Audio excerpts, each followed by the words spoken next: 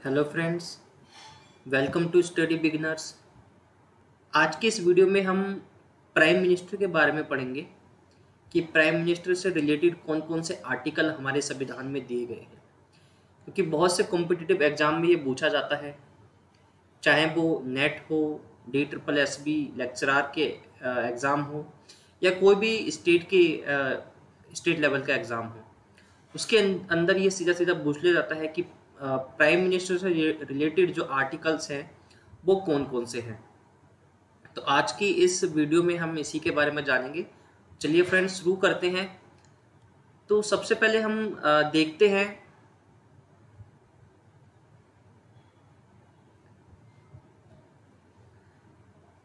Prime minister से related article 74 की अगर मैं बात करूं, आर्टिकल 74 में लिखा है, there shall be a council of minister with prime minister at the head to aid and advise the president who shall act in accordance with such advice।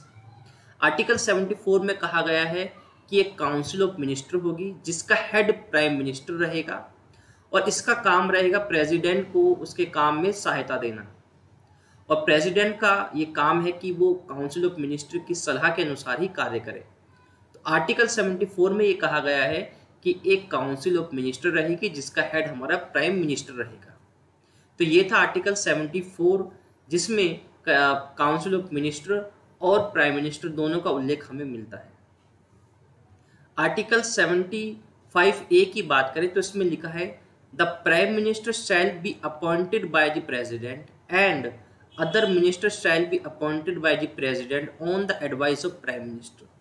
तो आर्टिकल 75A में ये लिखा है कि प्राइम मिनिस्टर को president appoint करेंगे और बाकी के जो मिनिस्टर रहेंगे वो प्राइम मिनिस्टर की सलाह पे प्रेसिडेंट द्वारा अपॉइंट किए जाएंगे।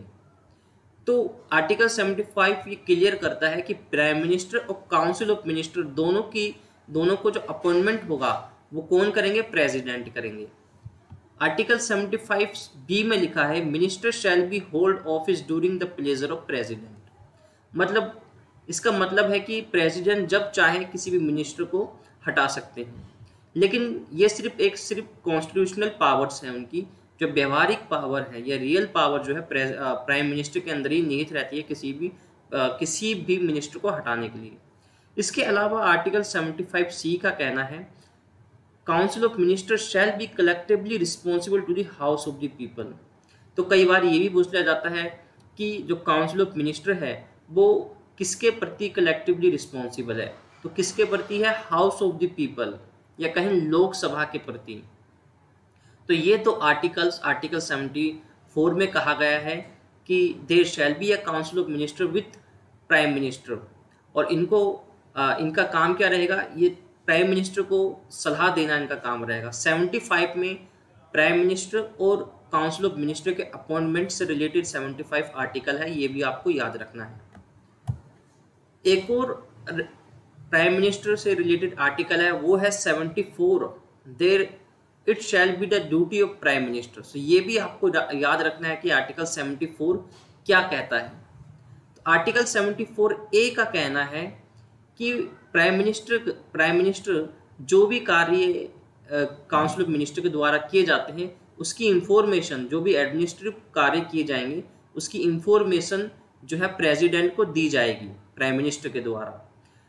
तो आर्टिकल 78 के अंदर ही एक और आर्टिकल है, एक और प्रावधान किया गया है, वो ये है कि चाहे तो प्रेसिडेंट भी किसी भी इंफॉर्मेशन को प्राइम मिनिस्टर से मांग सकता है, और प्राइम मिनिस्टर की ये ड्यूटी है कि ऐसी इंफॉर्मेशन मांगने पर प्राइम मिनिस्टर उस प्रेसिडेंट को ये इंफॉर्मेशन प्रोवाइड करे।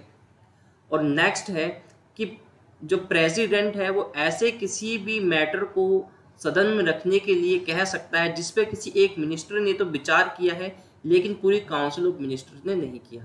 तो ये आर्टिकल 78 भी प्राइम मिनिस्टर से रिलेटेड है, जिसमें प्राइम मिनिस्टर की ड्यूटी है कि काउंसिल ऑफ मिनिस्टर के द्वारा जो भी कार्य किए जा रहे हैं या एडमिनिस्ट्रेटिव कार्य किए जा रहे हैं उन सब की इंफॉर्मेशन जो है प्रेसिडेंट तक होनी चाहिए, या उन सब की इंफॉर्मेशन जो है प्रेसिडेंट तक पहुंचाने की ड्यूटी प्राइम मिनिस्टर की है। तो ये तीनों के तीनों आर्टिकल आपको याद रखने हैं, आर्टिकल 74, आर्टिकल 75 और आर्टिकल 78। ये कॉम्पिटिटिव एग्जाम के लिहाज से बहुत ज़्यादा इम्पोर्टेंट है। फ्रेंड्स, अगर आपको ये वीडियो अच्छी लगी हो तो आप इस वीडियो को लाइक करें, सब्सक्राइब करें और शेयर करें। और अगर आप कोई भी टॉपिक, अगर आप जो है अपनी तरफ से कोई भी टॉपिक आपको ये वीडियो के माध्यम से आपको देखना है तो उसके लिए भी आप जो है मुझे कमेंट कर सकते हैं। Thank you for watching my video.